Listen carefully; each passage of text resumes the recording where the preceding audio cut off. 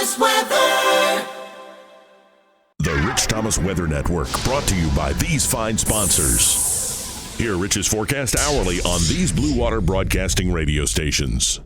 Hey, good morning, everybody. How you doing on this Thursday morning? It is the 26th day of October. Time as I make this is 4:15 a.m. and it's a mild 65 degrees out here. And that big upper level dome of high pressure, which is acting as a protective dome, diverting storm systems around us, continues in place right on the Gulf Coast, and it's very strong.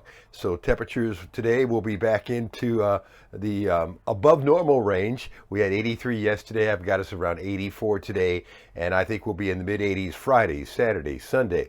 And of course, still the dry pattern continues for several more days. Now, there are changes ahead, important changes. There is an important cold front that'll be moving into the state on Monday, and behind it, some gusty northwesterly winds will flood in some much cooler air, the coolest air of the season, not only for us, but for some parts of the country. Very cool air, not cool, I would say cold. We can use that word now. And so by Halloween, temperatures will be significantly different. For instance, some of the models keep us in the 50s on Halloween. We'll see if that, I don't know if that's too drastic or not, but maybe, we'll see. And then nights could be into the 30s, perhaps the upper 30s. So that is a possibility. That hasn't happened so far this season as well. So a big change on the way as October ends and November begins as far as our temperatures. However, the front is going to come through as a dry front. Right now, that front has boatloads of rain in the middle of the country, but it kind of fizzles out by the time it gets here as far as the actual rain chances. And I don't see anything for several days.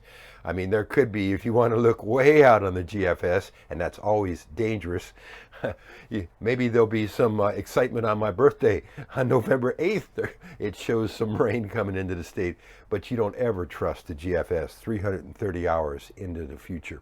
All right, so I'm just making the point that the chances look dismal for several days. And the new Drought Monitor map comes out on later on this morning around 8 a.m., and I'm sure it's not going to be pretty at all.